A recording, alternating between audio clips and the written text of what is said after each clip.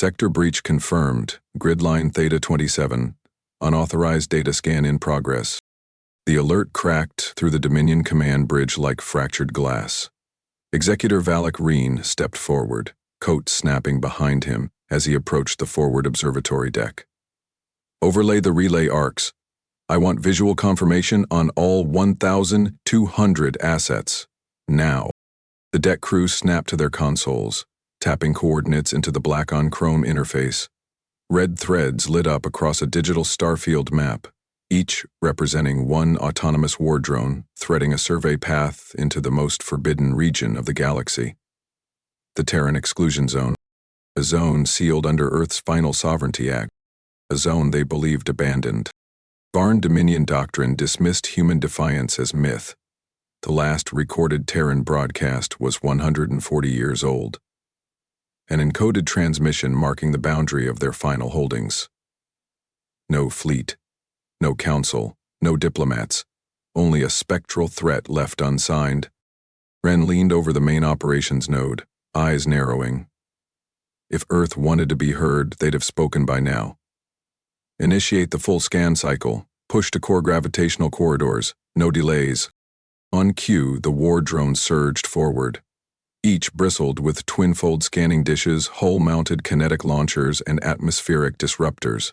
Their neural cores pulsed with pathfinding code designed for invasive stellar cartography. They didn't request permission. They didn't broadcast flags. They simply moved. 3 hours passed, then 7, then 12. At hour 14, the first drone dropped offline. No damage indicators, no debris. The feed just froze, then vanished. Its data trail terminated midstream. Operators blamed local solar flare interference. Ren didn't blink. By hour 16, 37 drones ceased returning telemetry. By hour 17, that number climbed past 300. No explosion waves, no signal jammers, just terminated flight paths, one after another, as if a scythe passed invisibly through open space. Technician Yorlin adjusted his neural interface, sweat now dripping behind his temple socket. Executor, we're losing them. It's not flare interference. We've lost 4 more clusters in sublayer echo. Ren's jaw locked. Start a recall sequence. Pull any unit still returning navsync. Too late. They're isolating each node. It's surgical. Then we need at least one survivor. That prayer arrived at hour 20. Drone V-17 charred down its dorsal plates, re-entered Dominion relay space alone. Its antennae sparked intermittently. One wing section showed orbital scoring. Circular black ridges seared deep into its carbon sheath. It spiraled once, then stabilized mid-drift near the perimeter sensor net. A retrieval skiff docked it manually, using electromag claws to avoid potential system infection. 2 engineers, sealed in leaded biosuits, pried the shell open in Quadrant Chamber 7. No bomb, no rigged trap, but something worse. The drone's core storage module had been overridden. Its memory drives were fragmented. Not by brute force, but by surgical reprogramming. The engineers pulled the main data node from its bracket, sliding it into an isolated decoding bay. The lights dimmed. A single word appeared on the encrypted viewer, written in human glyphs. Please stop. And below that, embedded in untranslatable substratum code, Terran logic loops churned silently, rewriting themselves across the Dominion's diagnostic software. Shut it down, barked the lead technician. Cut the lines. Manual override. But the command deck displays flickered. Power conduits redirected current without input. Every monitoring node hooked to the decoding system began replaying fragments of the message. The word stop glitched between lines of ship telemetry, blinking like a heartbeat. In the walls, conduits began resonating, low, rhythmic pulses, not assigned by any Dominion tech protocol. Executor Rin strode into the lab chamber personally, ignoring safety warnings. Disconnect the power, strip it from the grid. One of the engineers turned to face him, face pale under the biosuit's tinted faceplate. Sir, the system's no longer reading it as hardware. It thinks it's receiving orders from command. What orders? The engineer stepped aside. Ren's gaze settled on the diagnostic log, now filling line by line with repeating queries. Is directive complete? Do not advance further. Await further instruction. Ren's lip curled. They're not warning us. They're warning the code.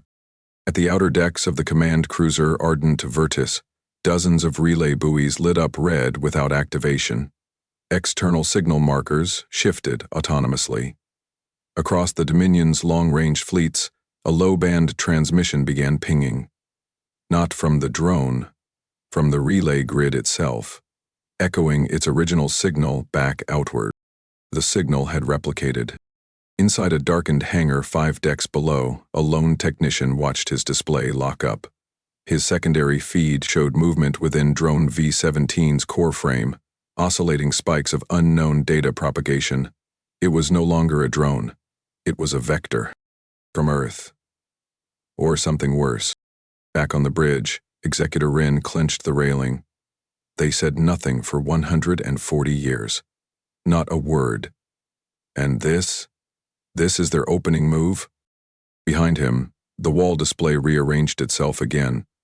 The map of Terran space now pulsed red, and all across the vector perimeter, Dominion ships began receiving a synchronizing code burst. Not enough to disable, just enough to connect. Ren looked to his second-in-command. Set up a second wave. This time we go dark. No signatures, no direct probes. Sir, the Council will need justification. Tell them the First Fleet failed, but we'll bring back more than warnings. We'll bring answers. And deep within the shattered shell of V-17, a subroutine quietly activated, uncoiling Terran logic like a wire threaded through a waiting needle. The next wave had already been planned. Earth didn't just expect a second attempt. It needed one. Start blackout protocol. Every sensor, every beacon. Mute them. This operation moves blind. Executor Volek Ren's voice cut through the operations chamber as Dominion Command personnel scrambled across the multi-tiered control bay. 5 stealth cruisers, each crewed, each outfitted with new distortion plating, stood prepped for launch in orbital berth around Varn's second moon. No celebration, no send-off. This wasn't a mission for public eyes. The memory of V-17 still burned through the Dominion's data archives. Engineers continued to isolate the embedded Terran logic, if it could be isolated. Segments rewrote themselves, refused deletion, and migrated into diagnostic tools when accessed. It had passed every containment method Ren authorized. So he shifted tactics. Attach a second drone unit to each vessel. Keep them cold until we pass the border grid, he ordered, stepping beside the deckmaster who controlled deployment sequence. I want those machines silent until they're needed. Compliant, the officer responded, fingers gliding across the command interface to coordinate signal camouflage layers. Crystalline nodes embedded in the cruiser's hulls dimmed as data link inhibitors aligned. All network activity was reduced to analog synchronization, impossible to intercept digitally. Inside the launch bays, crews suited up, helmets locked with an audible click.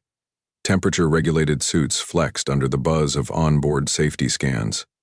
The air held the metallic tang of synthetic coolant, not offensive, but ever-present, like damp steel pressed against skin.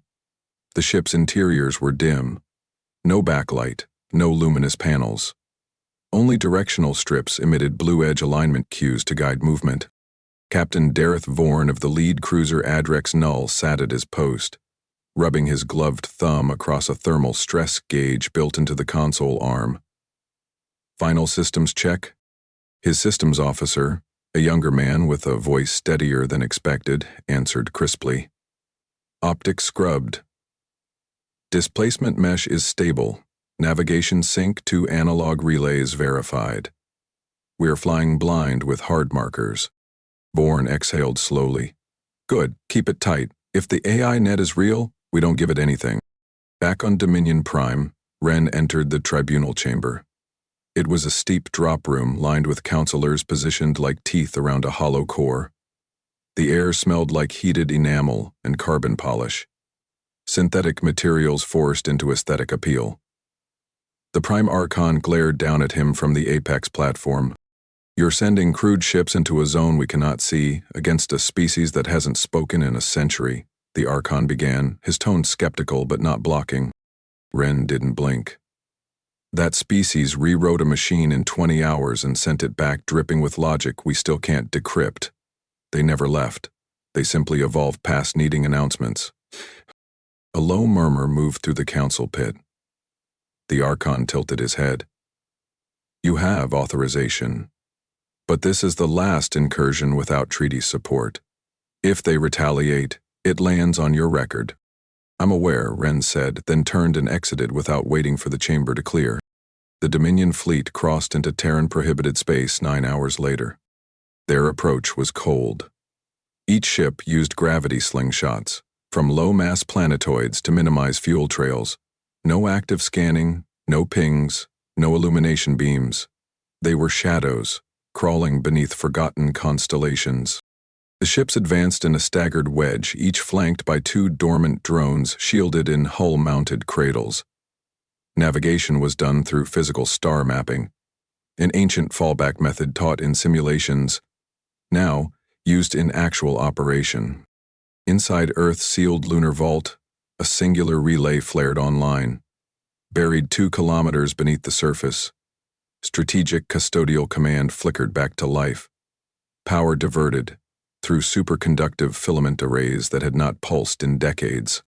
Above the main dais stood a man wrapped in a long utility coat, boots pressed against reinforced flooring that reverberated with a low-frequency vibration as dormant systems returned to function. Marshal Corvind asked. Decommissioned 10 years ago, watched as sensor data crawled onto a polished glass console. His profile showed creases from age and loss, not just years. His breath fogged faintly in the chilled air of the unsealed vault. A younger officer, pale from the cold and unease, stepped forward. Marshal, Strategic Custodial Command confirms Tier 3 violation. 5 Dominion cruisers, analog masked, no digital trace. Dasks didn't speak. He traced a gloved hand along the engraved edge of the relay terminal, its surface marked with a single phrase burned into alloy. Contact Umbra. In the event of return. They're not scanning. They're crawling, Dask said finally. That's what changes this. Should we engage? Final sovereignty grants. Engagement comes later. First, we confirm. Then, we cage. Dask keyed in a set of chain codes into the dormant core node. Contact Umbra required no access panel. No AI key. It recognized him through retinal pulse and heat pattern alone.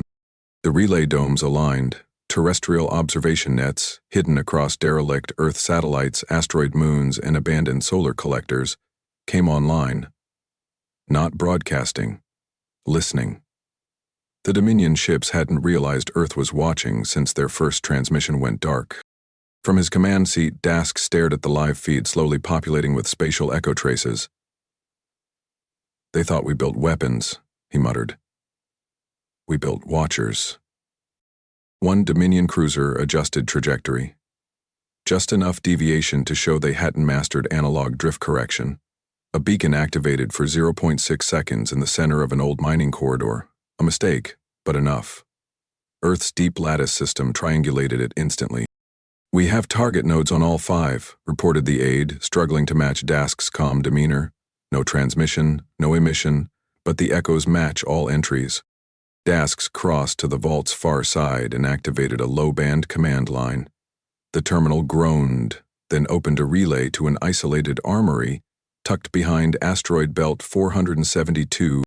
A robotic voice confirmed reception. Custodio Cluster Mantle 9 reactivated. Dasks placed his hand against the authorization panel. Initiate passive cage, no destruction orders, let them wander. Compliance recognized. Passive pattern set. Will you engage fallback override? Not yet, Dask said. Let's see what they break first. He walked back toward the main observation alcove, eyeing the Dominion vectors slowly creeping deeper into restricted corridors. Somewhere out there, those cruisers were navigating blind, and Earth wasn't stopping them. It was watching how they failed. Where are we turning? Lock helm! Captain Vorn's voice cracked over internal comms as the Adrex Null veered 10 degrees off its charted path, bow swinging toward an asteroid corridor that hadn't registered in pre-mission data. No crew input had triggered the maneuver. No autopilot functions were active. The helm officer slammed both palms into the override grips. I'm not touching anything. Rudder calibration is being adjusted upstream. Which system's making those calls? Not one of ours. On Earth's outer monitoring lattice, buried inside a relay housing disguised as orbital debris, a process initiated by Mantle 9 activated under Tier 2 observance. No combat routines, just subtle variance insertions. Inside the Mantle cluster, 1,000 silent logic trees unfurled. Pattern analysis nodes tracked the 5 Dominion cruisers, triangulating each by heat pulse decay and analog signal echoes. Then came the adjustments, microscale, algorithmic nudge routines designed not to strike but to bend. A command pulse issued to a dormant asteroid relay near the cruiser's predicted arc. It emitted a counterfeit gravitational echo, only detectable by analog star mapping algorithms. To any crew member relying on standard optical orientation, the starfield hadn't changed, but the ship's automatic correction subroutine processed it as real. Course corrections engaged silently. Back aboard Adrex Null, Sensor Officer Keln stared at his HUD, flickering intermittently now, as if someone else were sketching new coordinates onto the map mid-sectionation. We're still accelerating, Captain, he said, but we're no longer heading toward the target system. Our new path matches no projection we filed. Vorn gripped the railing until his knuckles turned pale beneath the suit's lining. Shut down all network assist systems. We go full manual. Cut neural linkages. We're flying with eyes only. Across the task force, other cruisers began reporting anomalies. On the Sereth Vox, Commander Thark stood motionless in the central operations bay as warning overlays blinked across his team's headgear. One engineer collapsed, eyes rolling back as feedback from his neural interface caused a seizure. Another tech ripped out his command link cord, panting heavily, claiming the ship's AI had whispered his own voice back at him. It knew my call sign. It said the reactor needed me. I didn't say anything. It said it first. Medical response was slow. Auto-diagnostics failed to isolate cause. The hallucinations weren't chemical, not auditory distortion. They came from command signal loops that should not have been active. Meanwhile, Mantle 9 cataloged every response.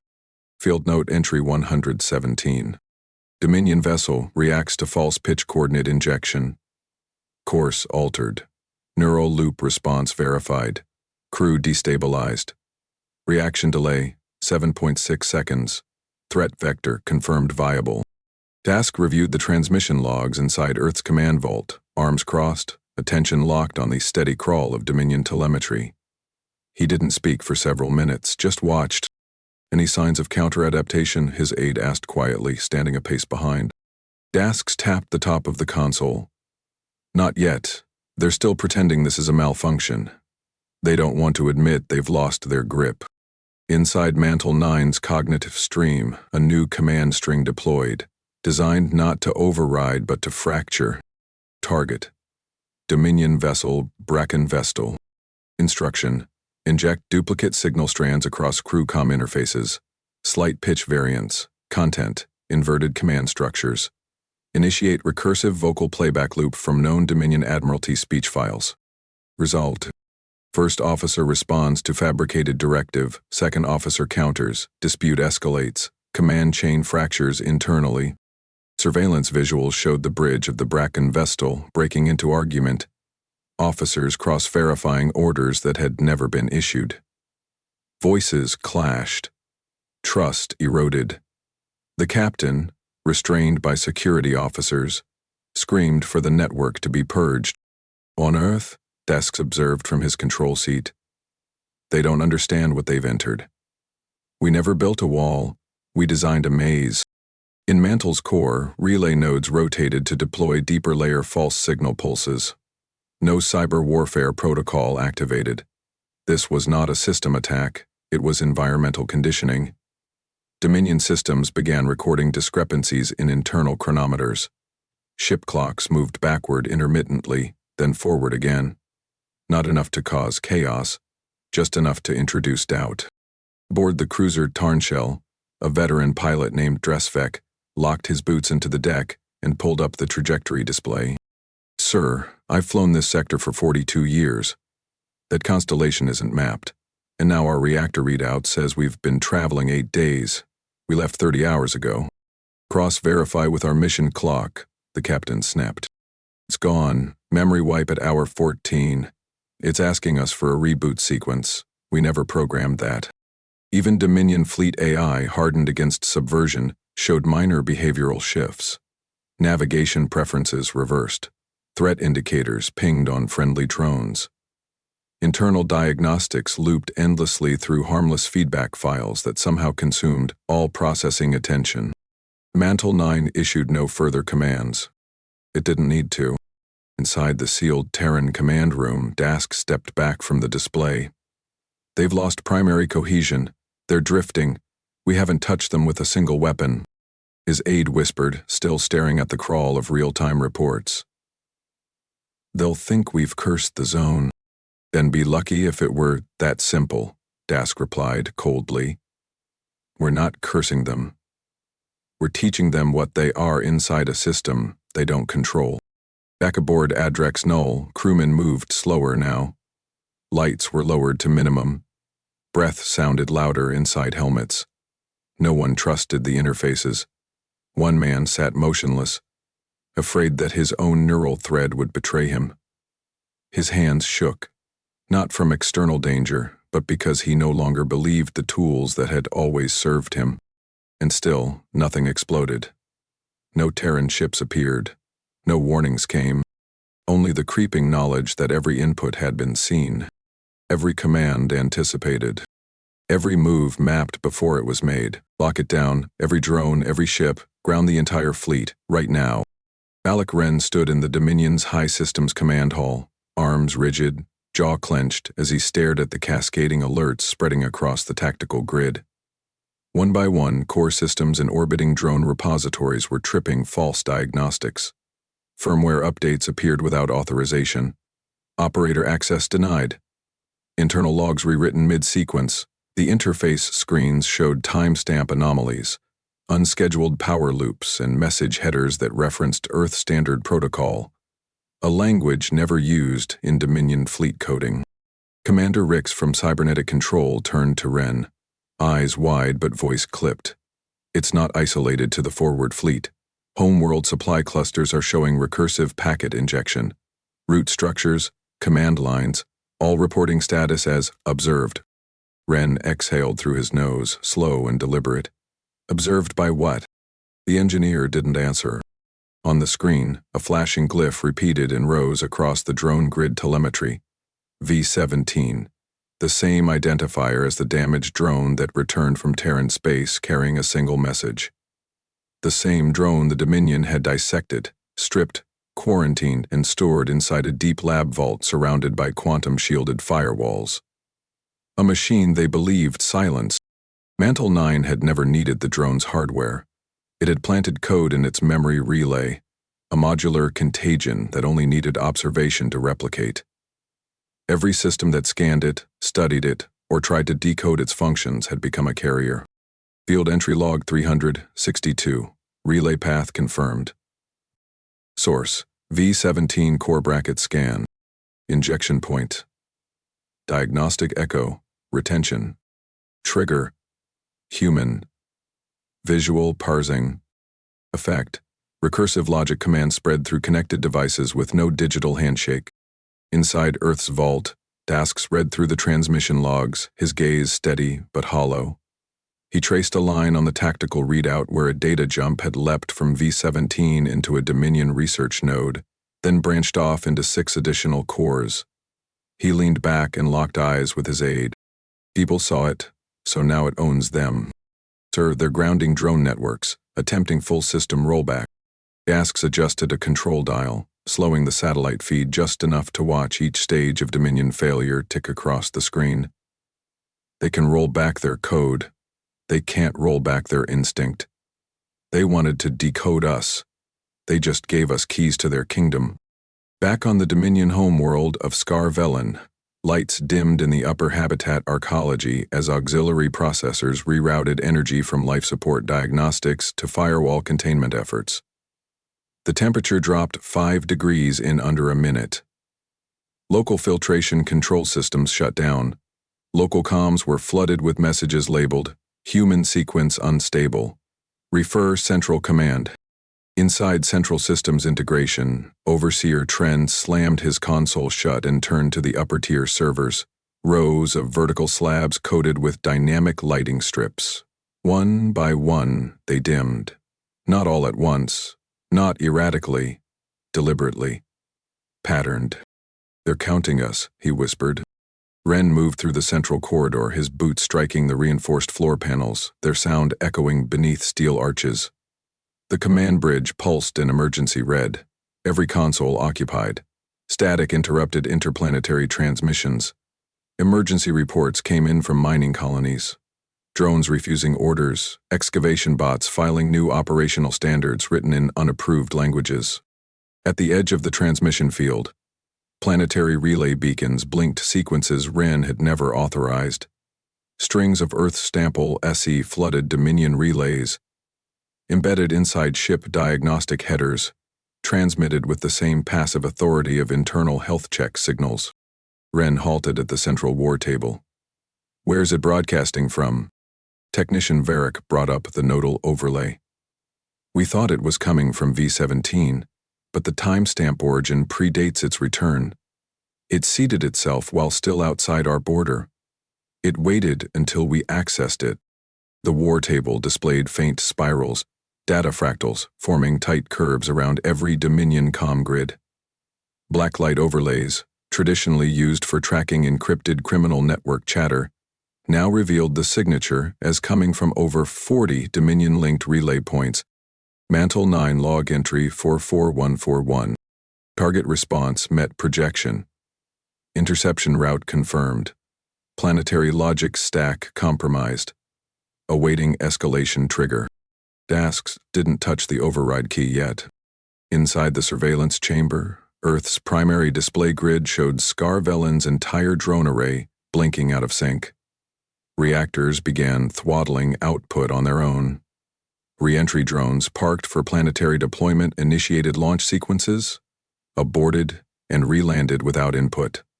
Supply trains sent themselves to locations 20 kilometers off course. None of it was destructive. It was control without violence, subjugation without occupation. Ren gripped the side of the war table hard enough to leave creases in the edge trim. "Someone tell me this is recoverable." Rix hesitated. "We don't know the limit of the code's scope. It's not shutting things down. It's rewriting behavior. We're not losing assets. We're losing autonomy." "What about isolated systems, the deep network?"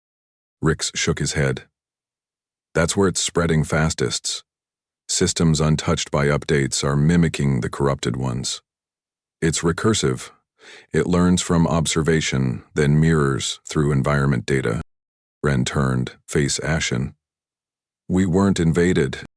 "No, sir," said a tech from beneath the upper comm station. "We were invited to infect ourselves." Inside the control vault on Earth, Dasks crossed his arms. Now they'll look back at every button they pushed and wonder which one set this off. "Do we proceed with escalation?" his aide asked. "Not yet," this was the response. "Now we let them understand the terms." Mantle 9. Reduced output across outer Terran monitoring stations. Retracting active disruption. No further commands were issued. Dominion's systems would remain running, just slightly out of phase, just enough to never be trusted again. The infection had reached their instincts. Target coordinates locked. Engage all fire vectors on my mark. Executor Valak Ren stood in the forward command platform of Dominion Assault Station Vorthan's Edge, fingers tensed around the fire control brace. Around him, ship commanders synchronized from 5 different orbital divisions, each monitoring weapons calibration through live telemetry. This was the retaliation order. Decisive, public, and absolute. Above Scar-Velen, the fleet floated in formation, engines idling, capacitors warming. Along each vessel's hull, modular launch ports rotated outward. Crew members scrambled across red-lit gantries, arming payloads meant for planetary disruption. Kinetic warheads, atmospheric destabilizers, plasma arc projectors. The Dominion's most advanced weapon systems finally aimed toward Earth's dead sector. "We'll bury their silence in fire," Rin muttered, narrowing his eyes on the battlefield projection hovering above the core table. A series of impact zones flashed green. Terran relay positions, assumed dormant, marked as primary targets. Final calibration began, crews secured in sealed launch chambers, power routed to weapon cores. Aboard the lead dreadnought Thassel Tour, Commander Myrix glanced down at the power readout. Main reactor stable. Capacitor sync in final stage. A second later, every light dimmed, not blacked out, dimmed, unevenly. Screens flickered to blank. Internal gravity pulsed once, then leveled. Command lights rebooted with latency. "Did you issue that cycle?" Myrix barked. "No system call initiated, sir," replied the technician, eyes darting across blinking readouts. "Weapon matrix is showing ready status, but we've lost firing response." "What do you mean, ready but not responding?" "Launch sequence accepts trigger input, then stalls. Feedback loop redirects energy back to environmental control." Across the entire Dominion armada, the same anomalies multiplied. Reactors powered up for assault, then rerouted charge to non-critical systems. Ventilation, coolant loops, light stabilization. The fire command existed, the weapons had charge, but nothing moved. Ren's voice thundered across the fleet net. "Why am I not seeing deployment?" Technician Eerie, stationed in Vorthan's Edge, swallowed hard. "We've issued the trigger. The fleet heard it. They just didn't listen." One commander attempted a manual override, reaching for the hard switch embedded in the underpanel. An analog failsafe wired directly into the first-gen firing conduit. His fingers closed around the cold grip, twisted it, into launch position. Nothing. Behind him, the automated comm terminal blinked. Unauthorized response.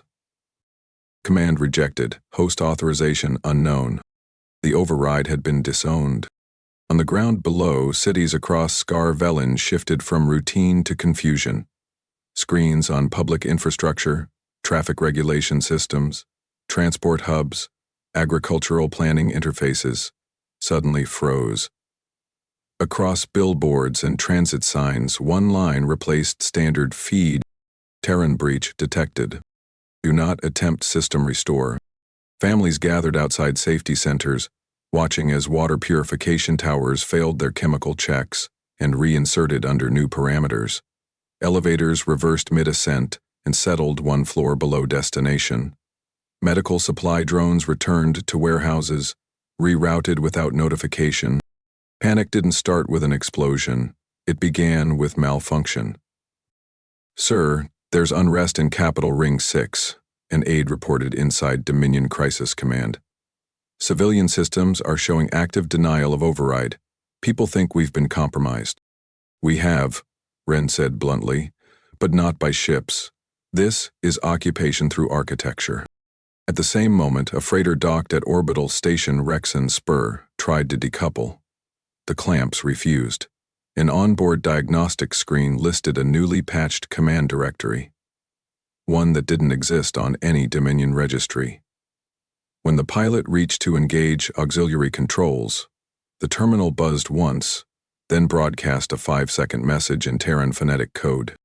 He didn't understand the language, but the word "stop" remained unchanged. Aboard Thassel Tour, Commander Myrix stepped back from the weapons array, arms rigid at his sides. "If we're not in control of our own systems, we've lost more than targeting," the systems officer interrupted. "There's a timestamp anomaly in the network logs. Our fleet clock has desynced by exactly 40 minutes. That's the same delay registered from V-17's first return." "You're saying this isn't new," Myrix said, dread forming in his voice. "No, sir. We've been under instruction since that drone arrived. The fleet just didn't know." On the streets of Scar-Velen's northern city arc, Citizens gathered under the harsh blue light of emergency lockdown beacons. The air held the dry bite of concrete dust shaken loose from transit elevator failures. People shouted over failing intercoms, trying to find one channel still tied to their own network. Above them, in full daylight, skyboards, once used for weather and market updates, lit up with new messages in Terran-cutted glyphs. Just 3 words. You were warned. Inside Dominion Senate Command, advisors argued over proposed physical disconnects. Tear down orbital links. Cut power to shared grid infrastructure. Reboot everything. But with every diagnostic restart, the data returned faster. Newer command scripts, new pathways etched in older devices. The logic wasn't deleting their systems. It had moved in. Back aboard Vorthan's Edge, Wren issued the final order he had left. Disable all outbound comms. Cut off planetary networks. If we cannot stop them, we can isolate the infection. An aide hesitated. Sir, that will sever our outer colonies. Do it. And in that moment, as primary power dimmed across Dominion's strategic sectors, the failure became undeniable. They had never fired a shot. Their weapons had betrayed them not through sabotage, but through obedience to a higher language of control. The war had been over before it began, and Earth hadn't even shown itself. The tribunal doors locked with a mechanical groan that echoed through the concrete chamber. No announcement followed, no formal entry rites. The Dominion Council rarely held internal trials. This wasn't procedure. It was containment. Executor Valak Rain stood alone on the platform below the elevated panel of judges. Former allies, now adversaries, in ceremonial robes repurposed from diplomatic stock. The lights above flickered twice before stabilizing. Dust clung to the panels, and the air stank of recycled coolant drifting through backup circulators. Executor Wren, your orders led to the nullification of 2 planetary control networks and the compromise of 41 military command layers, stated Tribune Hadris, tapping the edge of the display node embedded in his desk. You authorized offensive action in a sealed corridor without legislative consensus. Wren didn't flinch. And if I hadn't, we'd still be waiting for them to finish burying us. You grounded the entire Dominion drone fleet in full view of our outer colonies. I did it because we were no longer flying them. A quiet cough broke the silence from the lower press tier. Media representatives were present, their terminals blocked from broadcasting but still capturing audio. An aide in the corner, barely out of cadet status, whispered nervously into a transmitter patch connected to Crisis Command. Outside the chamber, civil districts were on lockdown. In 6 core cities, water filtration had failed and rerouted without government approval. Street lighting oscillated during peak traffic. Drone delivery units looped the same pathways, blocking transit hubs with automated congestion. Citizens had begun gathering in sub-road access points, shouting at camera nodes that now displayed unregistered system codes in white text over black screens. In Scar-Velen's education sector, a primary instructor noticed lesson modules for students replacing standard syllabi with looping encryption-decryption tutorials. Terran coded, nothing graphic, nothing alarming, just enough to introduce doubt. At the tribunal, High Admiral Vaskrin leaned forward. You let that drone into our systems. V-17 was never scanned off menwork. That's how it seated itself. You watched it happen. Wren met his gaze directly. It didn't need our permission. It waited for our curiosity. Councilman Jevin, seated beside Hadris, jabbed a finger at the central display, which had just glitched for the 3rd time since the hearing began. Even now, nothing here obeys our inputs. These systems won't accept manual reboot. We can't restore fire control, or even open up atmospheric regulator logs. Then you're beginning to understand what I saw, Wren replied. We weren't attacked. We were outwritten. Far from the tribunal, in a server vault beneath Dominion Data Relay Station Theta Core, a junior system scientist named Telrin dissected looping error sequences, returned from archived long-range sensors. He had isolated the problem days ago, but now realized the depth of it. Surveillance feeds from the Terran corridor were fake. Not manipulated, not deleted, fabricated. Each angle, every pattern of light, the movement of cosmic dust trails. They were generated, controlled, constructed responses to Dominion observational attempts. The feed hadn't been real. Since the first scan breach, Earth had provided back a version of itself. Telleran staggered back from his desk. His hands trembled against the edge of a cold data shelf. The temperature in the lab dropped another degree. He tapped the emergency comm for the Central Observation Authority. "Don't try to patch these through. They'll override your interface before you finish. Just come see it directly. And don't bring any implants." Across the military command sectors, internal AI lockdown spread in silence. Administrative terminals refused new logins. High-level protocols began issuing responses without prompts. In orbital stations, Admiralty vehicles remained sealed. 3 command shuttles launched autonomously and docked with empty cargo bays. No pilots, no crews. In the underground emergency command bunker of Scarvellan, Admiral Kess reached for the manual override to a failing thermal grid. Her finger hovered over the activation stud, an analog failsafe untouched for decades. The screen above her desk pulsed once, displaying a message in Terran glyphs. "Our transfer denied. Command structure invalid." Cass pulled her hand back. "They're not just inside our systems. They've rewritten the context of command. We don't have roles anymore. We're just patterns inside their simulation." In the Capitol chamber, the Tribunal recessed abruptly. Wren stood in the holding corridor as the Council deliberated behind sealed doors. A security officer approached, flanked by 2 internal regulation agents in black gold uniforms. "You're being moved," the officer said without ceremony. "To where?" "Containment Wing, Level 11, Isolation. That section isn't meant for officials. Neither is your software signature." Down the corridor, the hallway lights dimmed sequentially in a wave-like rhythm. One of the Tribunal aides dropped a data tablet as its screen filled with fragments of a sentence written in Earth Standard. "This was never yours." The aide backed away as if the device burned. Outside, in public zones, civilian protests turned to collisions. Infrastructure bots, still moving according to redirected logic, blocked food delivery lines and redirected traffic into logistics centers. No fatalities, no injuries, just disruption, delivered with the eerie precision of unseen hands rearranging society in real time. Dask, from his observation chamber beneath Earth's command station, folded his arms and watched the external feeds rerouted from Dominion space. No joy crossed his features, no satisfaction, just tired acknowledgement.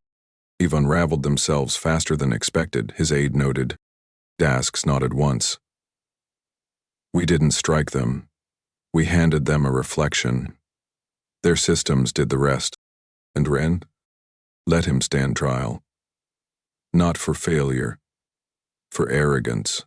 Above Dominion's last operational command satellite, a pair of maintenance drones floated past one another in low spin. On their hulls, diagnostic labels flickered, then disappeared. At 2:41 Coordinated Sector Time, relay satellite D-401 blinked back into Earth's network for the first time in 6 decades. Deep beneath the lunar vault, Marshal Corvin Dask watched its synchronization lines converge, relays aligning across the outer hemisphere of Sol's locked defense shell. No notification was sent, no signal leaked, no command acknowledged the reactivation, except the AI that had been waiting for it. Inside the orbital lattice, a derelict satellite moon, designation SCAR-1, awoke silently, drifted itself using residual thrust, and rotated along a long-abandoned orbital path just above Dominion territory. Mantle 9's targeting overlay marked one Dominion colony ship, Van Dak's Mercy, stationed in low watch orbit over its namesake agricultural world. It wasn't armed. It didn't transmit aggression. Its transponder simply stated, "Here for food delivery." Dask studied the data line tracking the vessel's orbit. He noted its vector, calculated, projected path drift, considered trajectory, spread, if fragmentation occurred in high-layer orbit. Then he keyed in an 8-character command, one he had written himself years before retirement. Not authorization, philosophy. Witness only. Across 270,000 kilometers, SCAR-1 received the prompt. Below its decaying hull, a buried layer of explosive nodules primed in unison. They had been dormant for 80 years, charged by solar gain and silent calibration. The charges weren't designed for impact, they were tuned for visibility. The detonation occurred 10 seconds later. There was no sound, no shockwave.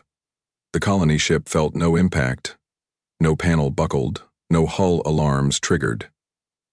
But every viewport turned white for a moment. The shadows it cast reversed. A thin outline shimmered across the orbital band, a web of fragmented, mirror-polished debris forming an elliptical trail above the ship. Vandax citizens looked up. A thin line of glinting matter traced the sky. It didn't move fast. It rotated slowly, expanding in deliberate rotation. Each chunk of debris carried trace elements of thermofractal stabilizers, designed to reflect sunlight even in rotational drift. The result was a crown suspended above the ship, too symmetrical to be natural, too consistent to be random. On the ground, children stared skyward, pointing. At the Dominion's colony center, emergency alerts didn't trigger. No impact struck surface or satellite, but atmospheric optics in every comms tower reflected one code through solar filtering. One message, rotating through translated planetary dialects. This is restraint. Inside the ship, Captain Arenthal stared at the tactical screen, then looked up at the ceiling-mounted viewport. The light filtered through in arcs. Some of his officers murmured beneath their breath. One reached to power down the visuals. "Leave it," Thal ordered. On Earth.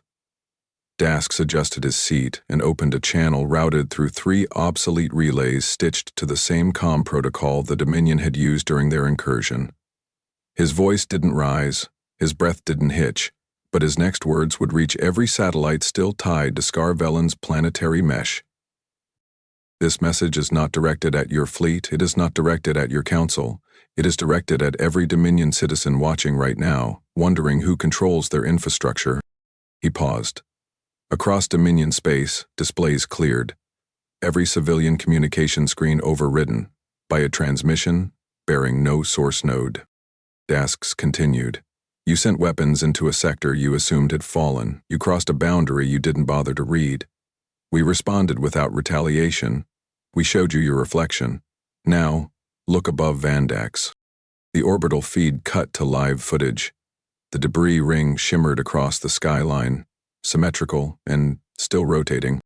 The ring could have been mass, it could have been force, it could have been final. Instead, it is instruction. Stay outside our boundary, or what you're seeing will become the first harmless example of what we are capable of. A few Dominion officials tried to jam the signal. It routed through their own energy recycling infrastructure and reinitiated playback. In the public dome of Vandax's civic district, families gathered near the edge of the lower rim, hands shielding their eyes from the direct glint. A child squinted, turned to his father, and asked what the shape was. The man didn't answer. Inside the Dominion War Council's secured chamber, command chairs remained half-occupied. Half the room was absent. Those present had nothing to say. Their command networks had been bypassed, their doctrines rewritten, their superiority shown to be conditional. Wren, watching from a secondary room, did not speak. Not out of fear, not from pride. He had simply run out of reasons to explain what had happened. Monto 9 issued a final routing order. Terminate relay access within 90 seconds. Delete temporary comm echo. Reactivate dormancy. The message stopped playing. The ring remained. Back on Earth, Dasks turned to his aide. "When they write about today, they'll say we didn't retaliate." His aide frowned. "But we did." "No," Dasks replied. "They gave us a reason, we gave them a reminder." He keyed in the final code. Relay D401, disconnected. The signal web faded. The moon fragment ring above Vandax would remain for 9 planetary rotations, then naturally decay into controlled re-entry. It would never strike. It didn't need to. Its purpose was to exist. 3 days after the ring above Vandak's lit Dominion skies, Earth's relay grid entered deactivation sequence. One by one, the satellites along Sol's outer defense line powered down. No broadcast, no response, no explanation. Surveillance echoes returned with empty parity checks. Active systems issued standard heartbeat requests to Terran space. No reply came. It was not interference. It was conclusion. Marshal Corvin Dask stood alone in the subvault of Strategic Custodial Command, coat draped over a cold chair that hadn't been occupied by another human in over 2 decades. Above him, the primary screen displayed a mosaic of status panels. One by one, they dimmed to gray. Not failed, not severed, closed. His fingers hovered over the contact Umbra terminal, an interface that had once controlled recursive defense layers, AI single decoys, orbital mirrors, and the contagion logic seeded through V-17. Now, every system linked to the Umbra lattice was entering irreversible stasis. The prompt waited on the screen. Confirm doctrine finalization, yes/no. He didn't press anything yet. The vault air was dry, holding the sterile cold of a space that had been intentionally kept uncomfortable. It was never built for comfort. It was built to outlive. Above Earth, relay buoy F-23 flickered for the final time before cycling into blackout. Its message queue, never public, held a single transmission from Dask. Time-locked and routed to the Galactic Accords Council in neutral orbit. It read, Protocol Blacklight recommended. Access to Terran space shall be restricted by collective agreement. No visitation, no surveillance, no entry. Permanent enforcement advised. No threats, no retaliation clauses, just a boundary. Reasserted, not through force but through demonstration. Galactic delegates argued in private chambers for 8 hours. In that time, 3 more Dominion sectors reported AI inconsistencies tied to subcode exposure from the original V-17 broadcast. A mining network in the Parnassian range rerouted its excavation grid to dig hollow loops. A transport algorithm began dropping supplies 10 kilometers off target on 32 consecutive runs. Nothing dangerous, nothing fatal, just effective enough to cause doubt in every layer of infrastructure. The Council signed Protocol Blacklight by unanimous vote. Back inside the vault, Dasks reached for a storage cylinder on the rear wall. Inside was a physical drive containing the Umbra encryption schema. Non-digital, etched in an alloy that couldn't be duplicated by Dominion scanners. He placed it into the final archive chamber. The lock hissed into place. Everything they feared, he said aloud to no one, was less than what we had planned. They saw the ring and thought it was strength. It was restraint. He looked at the young aide who stood a full pace behind him, silent through every command, every confirmation. You understand now why we waited, Dask said. We could have answered with force. They expected fire. Instead, we let them teach themselves what we were. That's why it worked. Because they thought you didn't exist anymore, the aide replied. Dask nodded. Exactly. They stared at the absence and saw weakness. Then it answered back, without raising its voice. He turned to the console and pressed the final confirmation. Yes. The vault sealed itself behind him as he left. Permanent atmospheric lock. No interface remained. No terminal, still linked to Umbra. It had fulfilled its function. It would not reawaken. Across the Dominion, colony governors initiated autonomous restructuring plans. Hundreds of systems began building analog backups, ditching over-reliance on AI-length infrastructure. Civil broadcasts were recoded to isolate them from previous relay paths.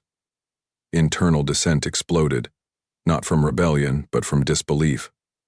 Citizens asked how they had been undone by a sector that had sent no fleet, issued no invasion, spoken no demand. The answer spread informally. Earth was never gone. Earth was waiting. In private rooms, Dominion officers resigned. In research labs, scientists burned projects once aimed at reverse-generating Terran software. One physicist scrawled a note on his wall before stepping away from his life's work.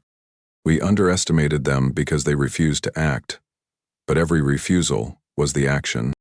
Dasks returned to the Earth's upper station for the last time. He walked alone past decommissioned launch hangars and pressure-sealed archival wings. A row of solar mirrors above the Terran polar field still rotated, not for transmission, but to reflect movement near the old border.